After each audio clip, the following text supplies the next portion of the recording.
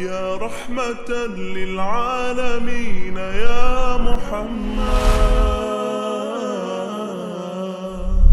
ناظرین السلام علیکم ورحمۃ اللہ وبرکاتہ. سیرت پروجیکٹ سیزن 4 ایپیسوڈ 31 خندق کی تیاری اور مسلمانوں کے احوال. واقعی کی روایت میں ہے کہ آپ علیہ السلام نے قریش اور بنو غطفان کے لشکر کی آمد کا سن کر صحابہ کرام سے مشورہ کیا تو حضرت سلمان فارسی رضی اللہ عنہ نے بتلایا کہ ہم فارس میں ایسی صورتحال میں خندق کھود لیا کرتے تھے. خندق کی کھدائی.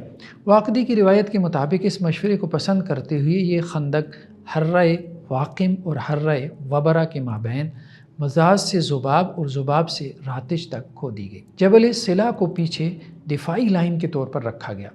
جبل سلا کے پیچھے وادی بطحان میں بھی ایک چھوٹی خندق کھودی گئی تھی. مزید جنوب کی طرف گھروں اور باغات کے سلسلے دیوار کا کام دے رہے تھے کہ جن سے دشمنوں کے اونٹوں اور گھوڑوں کا گزرنا تقریباً ناممکن تھا. خندق کی کھدائی میں سب صحابہ نے برابر طور پہ حصہ لیا. البتہ منافقین آپ علیہ السلام سے اجازت لے کر کھس جایا کرتے تھے کہ جس کا ذکر سورہ نور کے آخری رکوع میں بھی ہے.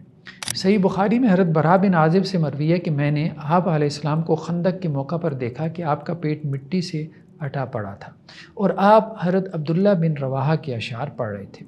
موسم انتہائی سرد تھا اور ہوائیں تیز تھیں.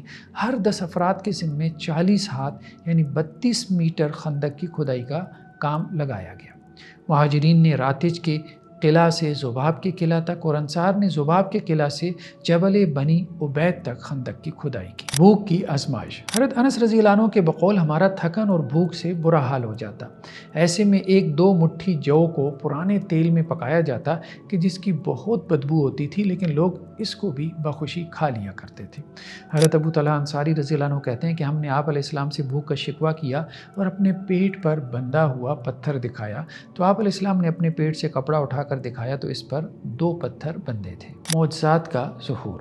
ابن ہشام کی روایت میں ہے کہ ایک صحابیہ امرہ بنت رواحہ نے اپنی بیٹی کو 1 مٹھی کھجور دے کر بھیجا کہ اپنے والد بشیر بن سعد اور ماموں عبداللہ بن رواحہ رضی اللہ عنہما کو پہنچا دو.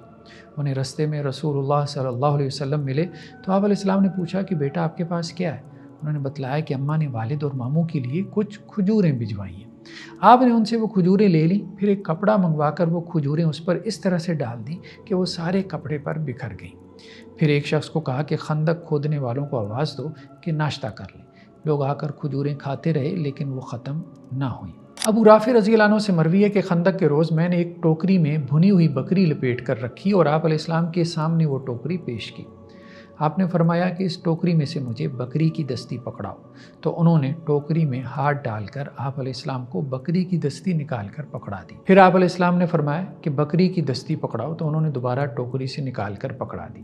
آپ علیہ السلام نے تیسری مرتبہ کہا کہ بکری کی دستی پکڑاؤ تو انہوں نے کہا اللہ کے رسول بکری کی تو 2 ہی دستیاں ہوتی ہیں. آپ علیہ السلام نے فرمایا کہ اگر تم خاموش رہتے تو جو میں نے مانگا تھا وہ مجھے دے دیتے. واقعی کی روایت میں ہے کہ ام عامر رضی اللہ عنہ نے کھجور اور پنیر کا حلوہ بھجوایا. آپ علیہ السلام اس وقت ام سلمہ رضی اللہ عنہ کے پاس تھے. انہوں نے اپنی ضرورت کے مطابق اس میں سے لے لیا تو باقی آپ علیہ السلام لشکر میں لے آئے اور اعلان کروایا کہ آج رات کا کھانا رسول اللہ صلی اللہ علیہ وسلم کی طرف سے ہوگا. سب اہل لشکر نے آ کر وہ حلوہ کھایا لیکن پھر بھی جوں کا توں بچا رہا. صحیح بخاری کی روایت کے مطابق حضرت جابر رضی اللہ عنہ نے ایک دن دیکھا کہ آپ علیہ السلام کا پیٹ بھوک کے سبب سے کمر کے ساتھ لگا ہے تو وہ چپکے سے اپنے گھر بیوی کے پاس گیا اور پوچھا کہ کچھ کھانے کو ہے کہ رسول اللہ صلی اللہ علیہ وسلم شدید بھوک سے ہیں. ان کی بیوی نے ایک تھیلی سے 1 سا جو نکالے اور پیس دیے. حضرت جابر رضی اللہ عنہ نے گھر کی پلی ہوئی ایک بکری ذبح کی تاکہ رسول اللہ صلی اللہ علیہ وسلم کی دعوت تیار کریں. بیوی نے کہا کہ آپ علیہ السلام کے ساتھیوں کے سامنے مجھے شرمندہ نہ کرنا لہذا آپ علیہ السلام کے ساتھ چند ایک لوگ ہی لے کر آنا. حضرت جابر رضی اللہ عنہ چپکے سے آپ علیہ السلام کی خدمت میں حاضر ہوئے کہ اپنے چند ساتھیوں کے ساتھ ہمارے گھر آ جائیے کہ میری بیوی نے آپ کی دعوت تیار کی. یہ سن کر آپ علیہ السلام نے اعلان کروا دیا کہ جابر نے تم سب اہل خندق کے لیے دعوت تیار کی ہے, چلو چلیں. اور جابر رضی اللہ عنہ سے کہا کہ اپنی بیوی سے جا کر کہہ دو کہ جب تک میں نہ آ جاؤں اپنی ہنڈیا چولہے سے نہ اتارے اور نہ ہی آٹے کی روٹی پکانا. حضرت جابر واپس بیوی کے پاس پہنچے اور انہیں خبر دی تو وہ ملامت کرنے لگیں کہ اتنے لوگوں کا کھانا کہاں سے آئے گا. حضرت جابر نے وضاحت دی کہ جیسے آپ نے کہا تھا میں نے تو اللہ کے رسول صلی اللہ علیہ وسلم کو ویسے ہی پیغام دیا تھا لیکن آپ نے سارے لشکر کو دعوت دے دی تو اب میں کیا کروں. آپ علیہ السلام تشریف لائے، اپنے آٹے اور ہنڈیا میں اپنا معمولی سا لعاب شامل کیا اور برکت کی دعا فرمائی۔ صحابہ کی تعداد 1000 تھی۔ روٹیاں پکتی رہیں لیکن نہ تو آٹا ختم ہوا اور نہ ہی سالن، سب نے سحر ہو کر کھانا کھایا۔ یہ صحیح بخاری کی روایت۔ صحیح مسلم کی روایت میں ہے کہ اسی موقع پر آپ علیہ السلام نے حضرت عمار بن یاسر رضی اللہ عنہ سے کہا تھا کہ عمار کو ایک باغی گروہ قتل کرے گا۔ سیدنا عمار رضی اللہ عنہ جنگ صفین میں شہید ہوئے جبکہ ان کی عمر 93 برس تھی۔ ایک قول یہ ہے کہ انہیں حضرت امیر معاویہ رضی اللہ عنہ کے لشکر میں موجود ابو الغادیہ الجوہنی نے شہید کیا تھا۔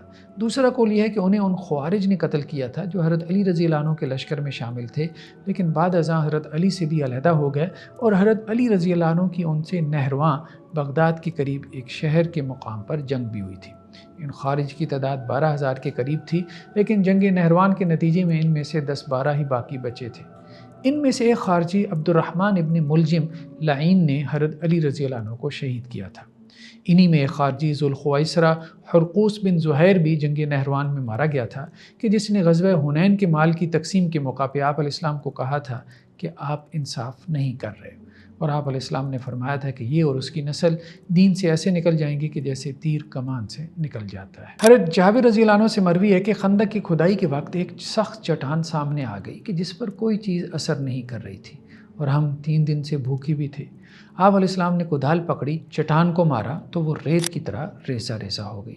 بعض روایات میں ہے کہ بسم اللہ کی پہلی ضرب سے چٹان 1/3 ٹوٹ گئی تو آپ علیہ السلام نے فرمایا کہ مجھے شام کی کنجیاں دے دی گئیں، اور اللہ کی قسم میں ان کے سرخ محلات دیکھ رہا ہوں۔ پھر دوسری ضرب سے چٹان 2/3 ٹوٹ گئی تو آپ نے فرمایا کہ مجھے فارس کی کنجیاں دے دی گئیں، اور اللہ کی قسم میں ان کے سفید محلات دیکھ رہا ہوں۔ اور جب تیسری ضرب سے سارا پتھر ٹوٹ گیا تو آپ نے فرمایا کہ مجھے یمن کی کنجیاں بھی دے دی گئیں، اور میں صنعاء کے محل کے دروازے دیکھ رہا ہوں۔ سنن نسائی کی روایت میں ہے کہ حبشیوں کو ان کے حال پہ رہنے دینا جب تک وہ تمہیں تمہارے حال پر رہنے دیں، اور ترکوں کو بھی کچھ نہ کہنا جب تک کہ وہ تمہیں کچھ نہ کہیں۔ خوش طبی، اس مشکل گھڑی میں خوش طبی بھی ساتھ ساتھ چل رہی تھی، جیسا کہ ہمارے ہاں آرمی کے جوان بارڈر پر خوش طبی کرتے ہیں۔ اور زید بن ثابت رضی اللہ عنہ کی عمر 15 برس تھی اور یہ ان کا پہلا غزوہ تھا۔ وہ خندق کھودتے کھودتے اسی میں سو گئے۔ عمارہ بن حزم رضی اللہ عنہ نے دیکھا تو چپکے سے ان کے ہتھیار اٹھا لیے۔ وہ جب بیدار ہوئے تو پریشان ہو گئے اور آپ علیہ السلام کے پاس آ گئے۔ آپ نے فرمایا کہ اتنی گہری نیند کہ کوئی تمہارے ہتھیار ہی لے گیا اور تمہیں معلوم ہی نہ ہوا۔ آپ علیہ السلام نے اعلان کروایا کہ زید کے ہتھیار کسی نے دیکھے ہوں تو میرے پاس لے آئے۔ حضرت عمارہ نے بتلایا کہ ان کے پاس ہیں۔ پھر آپ علیہ السلام نے منع فرما دیا کہ اپنے بھائی کے ساتھ ایسا نہ کرو کہ وہ خوف زدہ ہو جائے یا گھبراہٹ کا شکار ہو جائے۔ موسیٰ بن عقبہ کے بقول 20 دن اور واقدی کے بقول 24 دن میں خندق مکمل ہوئی۔ 20 دن کا قول زیادہ بہتر معلوم ہوتا ہے۔ خندق کی لمبائی 4 کلومیٹر تھی، چوڑائی 7 میٹر اور گہرائی 5 سے 8 میٹر تھی۔ مسلمان لشکر کی تقسیم۔ مسلمان لشکر کے 2 حصے تھے۔ مہاجرین کا جھنڈا زید بن حارثہ کے پاس تھا، جبکہ انصار کا جھنڈا سعد بن عبادہ کے پاس تھا۔ ابن اسحاق، ابن سعد، طبری، ابن عبد البر اور ابن کثیر کے بقول مسلمانوں کی تعداد 3000 تھی۔ حضرت جابر رضی اللہ عنہ کی روایت میں ہے کہ جب انہوں نے اہل خندق کی دعوت کی تو ان کی تعداد 1000 تھی، لیکن اس کا جواب یہ دیا گیا کہ ہو سکتا ہے کہ ان کے دسترخوان پر حاضر ہونے والوں کی تعداد 1000 ہو۔ خندق کے موقع پہ مدینہ پر ابن ام مکتوم رضی اللہ عنہ کو امیر بنایا گیا تھا۔ قریشی لشکر کی تقسیم۔ ایک لشکر قریش کا تھا کہ جس میں بنو کنانہ، اہل تہامہ اور احابیش بھی شامل تھے، اور یہ مجمع الاسیال میں ٹھہرا۔ ان کی تعداد 4000 تھی۔ دوسرا نجدی قبائل پر مشتمل تھا کہ جن میں بنو غطفان اور بنو اسد تھے، یہ احد کے ایک طرف ٹھہرے۔ جھڑپیں۔ خندق دیکھ کر قریش نے مسلمانوں کا محاصرہ کر لیا۔ معمولی جھڑپیں بھی ہوئیں۔ واقدی کی روایت کے مطابق دشمن کے دستے خندق کے گرد گھوم کر جائزہ لیتے رہے کہ کہاں سے پار کر سکیں۔ حضرت خالد بن ولید نے 100 شہ سواروں کے ساتھ مقام مزاز سے تیر اندازی کی۔ محمد بن مسلمہ ڈیوٹی پر مامور تھے، انہوں نے اوروں کو بھی ساتھ لیا اور جوابی تیر اندازی شروع کر دی۔ دونوں طرف کئی ایک لوگ زخمی ہوئے۔ دشمن کے لوگ پھیل گئے اور مسلمان لشکر کی طرف سے ان کا راتج کے مقام تک پیچھا کیا گیا۔ وہاں سے سلمہ بن اسلم کے گشتی دستے نے خالد بن ولید کے دستے پر حملہ کر دیا کہ جس سے وہ تتر بتر ہو گیا۔ قریش اور بنو غطفان نے خالد بن ولید پر غصہ کیا۔ انہوں نے کہا کہ میں آج کی رات آرام کروں گا اور آپ کسی دوسرے دستے کو بھیجنا اور میں دیکھوں گا کہ وہ کیا کارنامہ سر انجام دیتے ہیں۔ جاری ہے۔ جزاکم اللہ خیرہ۔ السلام علیکم ورحمۃ اللہ۔ يا رحمة للعالمين يا محمد